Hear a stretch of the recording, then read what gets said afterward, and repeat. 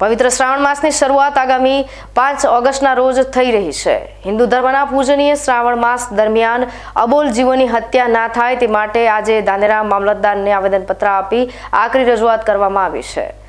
ધાનેરા શહેરી વિસ્તારમાં બિનકાયદેસર ચાલી રહેલી દુકાનોમાં વધારો થઈ રહ્યો છે, જે કતલખાના જાહેર જગ્યાથી દૂર ચાલતા હતા તે જ કતલખાના હવે મુખ્ય બજારની નજીક આવી રહ્યા છે।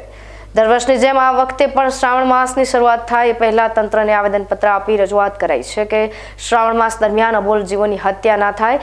ધાનેરા ખાતે આવેલ વિવિધ હિન્દુ સંગઠને સાથે રહી આજે લાલ ચોક ખાતેથી રેલી યોજી તંત્રને રજૂઆત કરી હતી।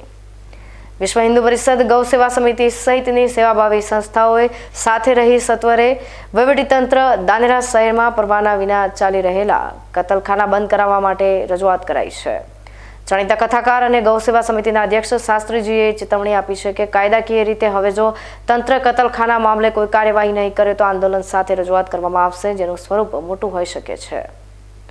આજ રોજ હિન્દુ સંગઠનો દ્વારા ગૌ સેવા સમિતિ, વિશ્વ હિન્દુ પરિષદ અને તમામ ધાર્મિક સંગઠનો દ્વારા એક આવેદનપત્ર આપવામાં આવ્યું કે આવતા આ શ્રાવણ મહિનો જે નજીકમાં આવી રહ્યો સોમવાર એટલે 5 ઓગસ્ટથી ચાલુ થાય છે, એમાં ધાનેરામાં ચાલતા બિનકાયદેસર કતલખાનાઓ બંધ થાય, ગૌ હત્યા બંધ થાય, તેમજ અનેક બીજા પ્રાણીઓની પણ હત્યાઓ બંધ થાય, એના માટે કરી અને હિન્દુ સમાજ, હિન્દુ સંગઠન, ધાર્મિક જનતા, સનાતન ધર્મપ્રેમી જનતાની લાગણી ન દુભાય અને પવિત્ર શ્રાવણ માસમાં આવી હત્યાઓ બંધ થાય એના માટેનું એક આવેદનપત્ર રેલી સ્વરૂપે અહીંયા મામલતદારશ્રીને આપવામાં આવ્યું।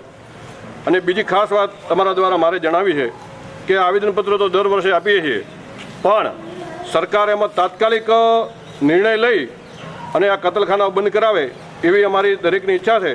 બાકી જો આ કાર્ય હવે ન થાય તો મોટા રેલી સ્વરૂપે અથવા તો કોઈ પણ આંદોલન સ્વરૂપે આ આયોજન કરવામાં તમામ લોકો તૈયાર છે, દરેક સાથી મિત્રો પણ તૈયાર છે।